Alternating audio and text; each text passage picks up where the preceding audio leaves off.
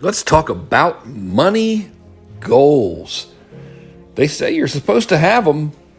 They say you're supposed to set financial targets. I got to tell you, I'm not sure I agree. I mean, to some degree, obviously, it's a pretty good idea, but here's something I'll share with you from personal experience. Might help you have yourself more fun and a better life. When I first started, my goal was to make $300 a week. That was when I first started out trying to make money as a kid, and that was my dream salary. And I picked that number because I wanted to buy a little dirt bike, like motorcycle dirt bike. I was probably 12 or something, and the cost of it was $300. So that anchored $300 a week into my mind. And then as I got older, my target number was $10,000 a month. And then because I'm not good at math, I decided, but maybe I should try to make $100,000 a year.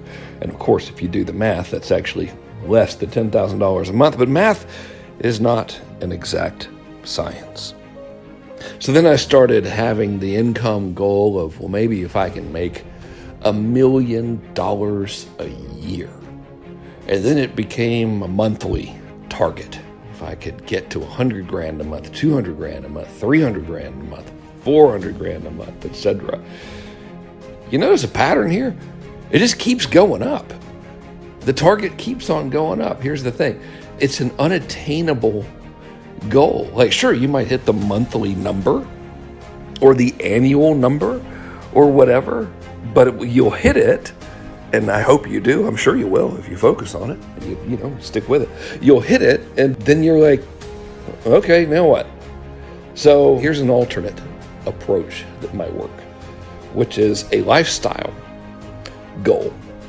It is quite different, and I think it's better. And I kind of learned some of this from Dean Jackson, who is brilliant and fantastic. If you don't know him, just Google him, Dean Jackson Marketing. Great guy. So Dean, years ago, like probably 15 years ago, shared this list with me that he had made a gazillion years ago. And the list was titled something like, I know I'm successful when. All right. And one of those things was something like, I wear a watch for curiosity purposes only. Or something like that. I don't want to mess up Dean's list, but it's more the concept here. All right, another one on the list was I'm doing my very best work.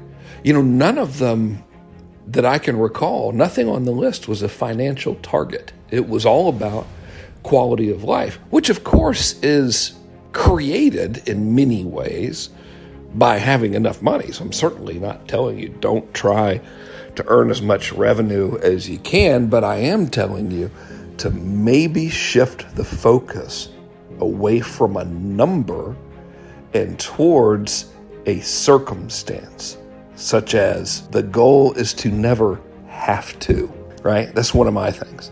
I don't care for a have to. I'd rather not have to do anything. The fewer have tos, the better. If you ask me, I don't like them. So that's like a thing for me personally that really, really helps. Another goal is options.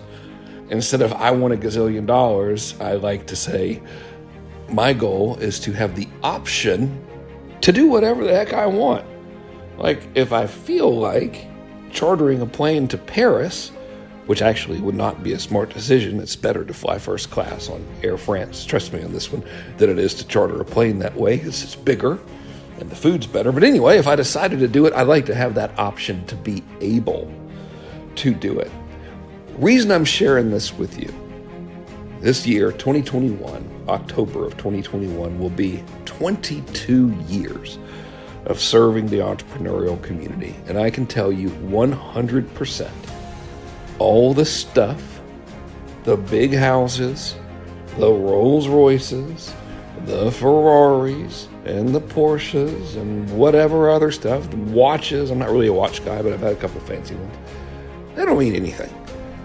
The most important thing is the absence of unpleasantry, such as stress, such as have-tos, such as a lack of freedom to choose what you're going to do.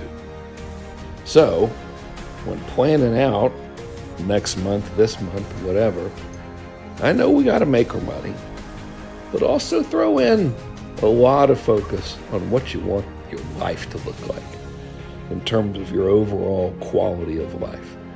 It makes all the difference in the world. If you were to ask me, Frank, how much money you got? I would tell you, I don't know.